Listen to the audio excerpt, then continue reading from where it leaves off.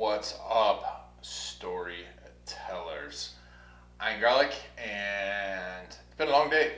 I haven't shot a whole lot of videos, published a whole lot of videos this week. I'm behind on publishing. I think part of it is imposter syndrome. I just had an interview. I've been shooting a lot of videos between clients and podcasts and everything.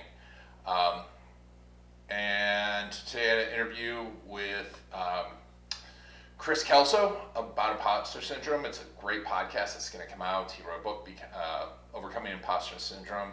It got me thinking, because I've been thinking a lot about authenticity and how I'm not being as authentic as I can and should, and what is authenticity. And it's the company that started, my agency started as Authentic Web, and it's an important thing that I'm always thinking about, helping people find their authenticity. And I think imposter syndrome really stops us not only from finding it, but from being our best selves.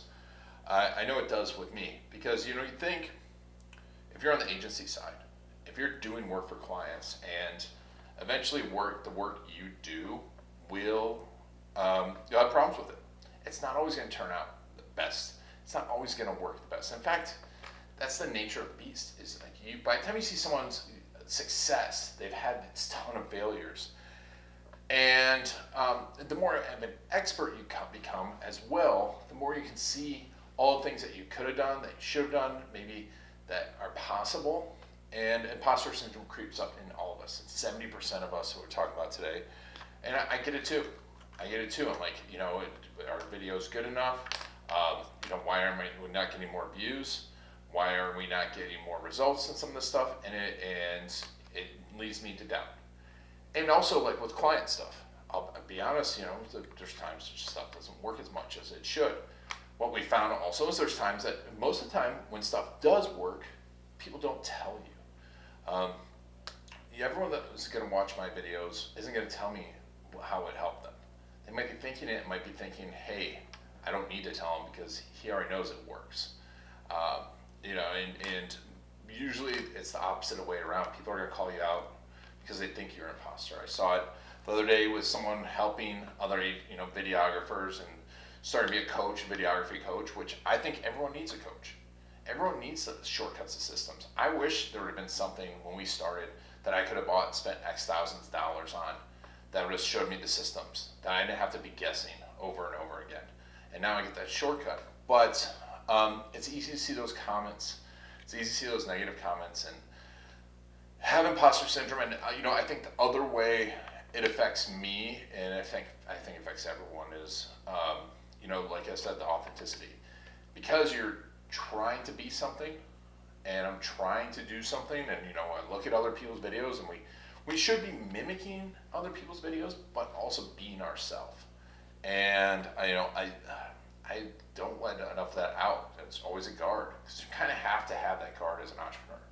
There's some walls you have to build up, but a lot of those walls you have to break down too. And it's a tough thing to do. But working on my vulnerability will be important, and I think it should be for everyone. It helps other people. It comes back to the video I talked about.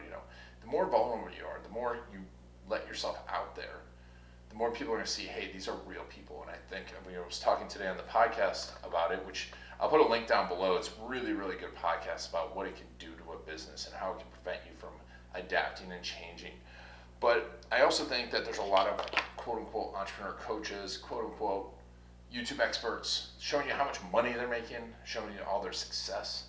And that makes you feel worse. I know it's made me feel worse sometimes. There's agencies bigger than us. There's agencies growing faster. And I forget, I've seen it happen over and over again. That people, I'm like, I'm not going to do that. And I see people rise, and then they go past us. Come back, and then come back. Or they're unhappy. So trying to figure out, for me, improve our voice, improve my voice, improve the voice of the company. Being more authentic, having more fun. That's definitely going to be working on that, because I like to have a good time. I have a good time on podcasts. My entrepreneur friends I hang out with, I love, and they're lots of fun, and they're authentic people, and there is a vulnerability.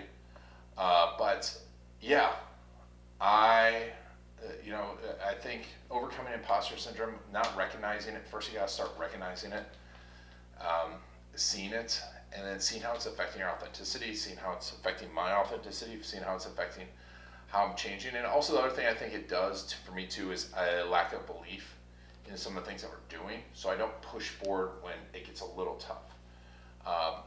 And by tough, I mean not getting the results. You think, hey, I tested this out, did it work? Instead of, did I test it the right way? Do I keep going in that direction?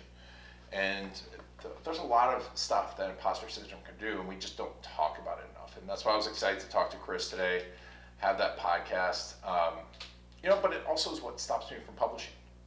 So I'll shoot the video, and I'll think through it. And if I don't go live, going live has helped me a lot because I have to put it out there. But you start to overthink, like it's talked about in the last videos, and you start to doubt yourself, and you say, hey, I'm like even going through this video mentally and thinking, who's gonna watch this, right? And then there's 5 views or 10 views. Well, we just gotta keep on pushing, and that's where having the goals in mind, who we're helping, and also figuring out ways to have fun, but also be more vulnerable. And that's all the stuff I'm gonna be doing, and the stuff I am doing. So let me know what you're thinking, how you handle imposter syndrome, what you feel are some of your triggers for imposter syndrome. I think it'll help all of us to overcome it, because the only way you can overcome something is by recognizing it's a problem first and then attacking it. All right, let me know down below, and make sure to keep on tuning in.